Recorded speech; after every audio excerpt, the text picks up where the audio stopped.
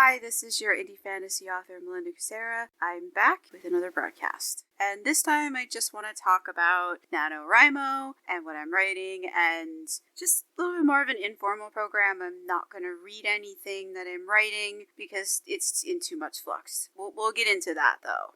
So let's start out with NaNoWriMo. What is it? Why are people doing it? So NaNoWriMo is National Novel Writers Month, and what it does is it challenges anybody who's ever wanted to write a book and asks them to write something like 1,666 words per day in a story, and if you do that every single day, you end up with 50,000 words at the end of the month. A novel is defined as, by organizations, as 40,000 words minimum. And that's not something new. If you look back at the earlier part of the century, well, actually it's last century now, the 1900s, most pulp fiction books weren't very long. So 40,000 words has been the accepted minimum for a novel for quite some time. And the maximum is, well, the maximum can be quite large, especially for epic fantasy. Like the Wheel of Time books are very long. The George R.R. Martin's books can be very lengthy. So there's not really an upper limit on how many words you can have in a book. But if you're writing a book, you might want to keep in mind the fact that the longer the book is, the harder it is to manage the characters, the plot, the story arcs. That can get really difficult to manage. So yes, your book can go for 200,000, 300,000, 400,000 words, but maybe that's not the best course of action. Now, if you're writing for Kindle Unlimited, the longer the book, the more page reads you can get, because that's how you get paid in Kindle Unlimited unless someone purchases the book. But if you get too long, you can get into this problem where the middle gets really saggy. And what the saggy middle means is that you kind of lose the plot. Readers who are reading it, they don't know what's going on. They've lost all focus on what's happening, and it just doesn't hang together. It can get boring, and that's where you can lose readers. So yes, you can make a book as long as you want, but maybe that's not the best idea. And if you're not planning to publish in Kindle Unlimited, then you don't want to make the book as long as humanly possible, because you are only getting paid per book sale for the entire book entity. So if the book needs to be 200,000 words to tell the story, that's one thing, but you will only get paid for that book, whatever the price is, and that book, as long as it's 40,000 words or more, it's considered a novel. So if you're not in Kindle Unlimited, it really doesn't make sense to make your book super, super long unless it absolutely has to be. And I would challenge that. I don't feel that a book needs to be 200,000 or 300,000 words long. It just gets really hard for readers to follow what's going on. You start to forget, because you remember they're not reading it all in one sitting. Some people will, but a lot of people are going to be reading in between doing other things and having to keep the plot in their head. And you don't want to lose them. So less book is easier for you to manage, and it's easier for readers to manage. And you can have a lot of fun with that. There's a lot you can do in a shorter book. It also opens up the possibility of writing more books if you're writing shorter books. But that's a whole other conversation. And I've gotten way off topic, but I just wanted to give some context on what NaNoWriMo is and why people do it. Well, I asked a lot of people on social media, why do you do this? And the most consistent answer that I got was camaraderie. The second answer was consistency. They wanted to use this to build a habit. I did NaNoWriMo once because I was curious. I'd never done it before. I generally write every day. If I don't write, then I do something book related, like fight with the characters, edit part of the book, fight with the character. I fight with the characters a lot. This is going to be a recurring theme. It's a recurring theme in newsletters, and has been for way too long, but we don't agree on the plot. It happens a lot. There's just, the writing process for me involves a lot of drama in the book and outside of the book. But that's me. Most people don't have that situation. I talk to other authors, and I'm kind of unique in that regard. It is what it is. So that's one reason why you might want to do NaNoWriMo. If you're an author already, or you're already writing every day, NaNoWriMo might not seem to make sense at first glance. Like it didn't for me, because I do write a lot. I may not write every day, but I do get the books finished and out the door. So you could also use NaNoWriMo to finish a project that you had started, because it's kind of fun to be finishing a novel while everybody else around you is writing a novel. So that's one way that I've used NaNoWriMo. That's what I did. I think it was last year. I used it to finish the novel that I was currently working on and to get through the first or second act of the sequel to keep things moving. I was hopeful that that would convince the characters that they should, not go off script, not do things that are not in the outline, stay on target. And that didn't happen. They went way off track and got into a situation that I had to save them. And I did. It took a while to figure out, how to get them out of this particular situation, because the world that I write in has defined rules around the magic. It's a hard magic system. There's just things that certain characters cannot do with the magic that they have. And somehow they always get into situations where that's a problem, where they need to do something, but the magic that they have won't let them. And then I have to figure out some other solution for them. I don't know why this keeps happening. It's really annoying. It's probably a lot of fun to read, them getting into these sorts of situations that they can't get out of with the magic that they have, but it's not easy for me, the author. That's probably the entire point and probably why my characters do these things. So that's NaNoWriMo.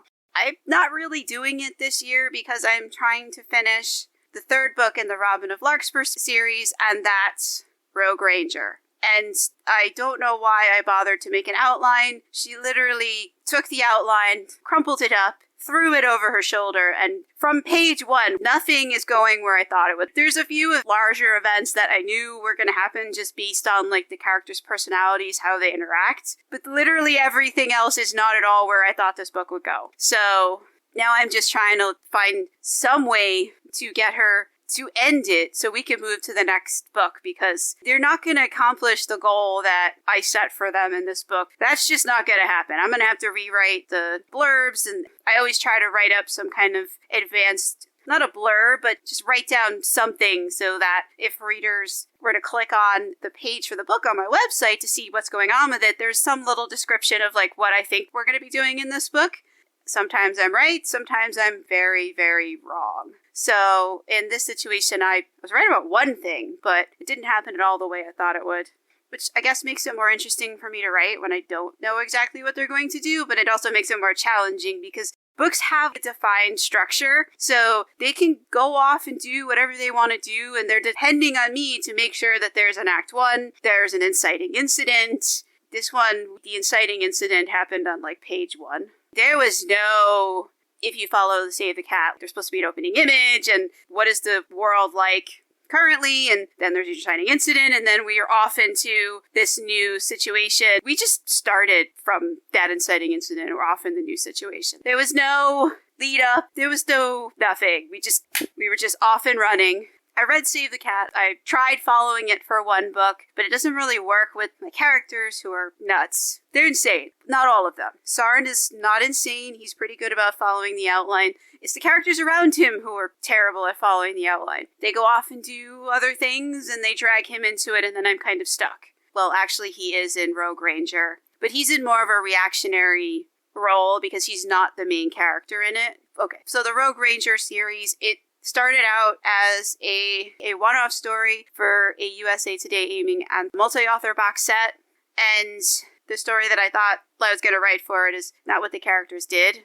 They started off on an adventure that there was absolutely no way that it could conclude by the end of the book. There was just no way, so I had to chunk it because there was a defined word limit for this, and I had to figure out, okay, what part of this massive thing that you are undertaking can we do in this first part, which will be published in this box set, which I contractually obligated to be in because I signed up, I paid the fee for it to be part of it, and the fee was to cover advertising and covers and other costs, and it was non-refundable. So I was like, we've got to do this. So we've got up to 50,000 words. We need to find something that we can do in that time that will provide a really entertaining story, because this box set, it had a major and massive marketing / advertising plan / budget. So to make the USA Today, you have to sell 5,000 copies on Amazon, 500 copies on Apple and Barnes & Noble, and yeah, that's the bare minimum, but you should probably sell more than that so you can get on the list, because they only pick 100 and something books for that. And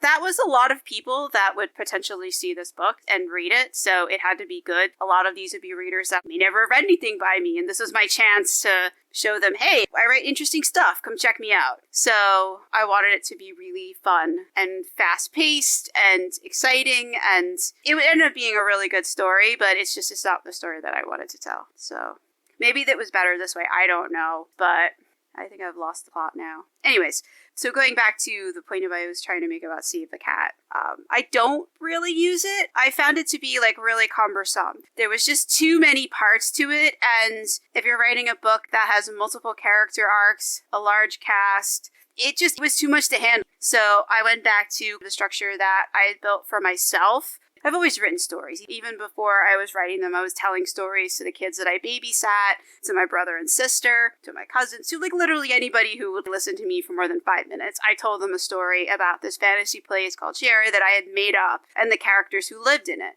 And then eventually I started writing them down. And then I've mentioned in previous episodes, my sister passed away in 2014. And one of the last things she ever said to me was she begged me to publish them. I really like telling the stories and writing them. And publishing was something that I had thought about. It was like a distant thought out in the ether. It wasn't something that I had any sort of plan for. It was just something I might do someday, but I just really enjoyed the whole act of storytelling, putting the stories together, figuring out the characters, building this world. I was just having a really good time with that. I had no plan for any of the rest of this. And then after she passed away, that was all I could think about was that last conversation we had about publishing and how she would beg me to do it and how her life was over at 29, but I was still here. She would never get to achieve her dreams, but I could achieve mine. And maybe in some small way, she could be part of that. I could dedicate the books to her, which I have. I tried to write her into a couple of books. Unfortunately, the character underwent some kind of personality shift between when I was sketching her out in my head and doing some outlining, and somehow she became a reflection of me. It's really weird. I didn't even notice it until I started reading it back. How did this happen? So if you've read the books, Sovin is a lot like me. She was supposed to be like my sister. I'm not sure what happened, but now she's actually a lot like me in personality. I'm pretty cool-headed, and I generally try to look at the positive side of things, and I don't see the worst in things. I just kind of roll with things. I've always been that way. That's just always been my personality. And that ended up being her personality. And yeah, that was not intentional. That wasn't what I planned. So back to Robin of Larkspur. I'm working on the third book. She is totally off the outline. I don't know where we are. We've gone way out into left field. But some of it was really interesting and brought up things that I hadn't previously considered about the Enchanted Forest and how people would interact with it. And so I'm having to figure out, well, is this against the rules? Can you do this? Because the forest has 3 rules. Start no fires, do no harm, and carry no weapons. Which everybody breaks that rule. Like, the forest just consents metal. It doesn't like metal. So if you wrap your sword in a blanket and keep it in your pack, they're trees. They're not going to know it's there. And it's not going to bother them. But if you pull it out and start waving it around, that's going to be a problem. Now you're breaking the rules. But what happens if it's a bow and an arrow, and the arrow doesn't have a metal tip? What if it's a flint head? A flint is a rock. How does the forest react to that? What if you're shooting it at someone as a warning and you don't actually hit them? How do the trees react to that? You didn't do any harm. It's not made out of metal, the weapon. So do they notice? Those are the kinds of questions I'm having to deal with in the story. I wasn't prepared to deal with them in the story, but stories take turns and you just have to roll with them. So I'm trying to finish it up so that it can get edited, and main character is not cooperating with that. She has a list of things she wants to do in this book, and I told, look, I'm going to write book 4 and book 5 for you. I want to close out that storyline. I'd like her series to stop being a prequel so she can move on and do other things, so we can get her into the present so she can interact with characters in other series. Right now she can't. She's in the past.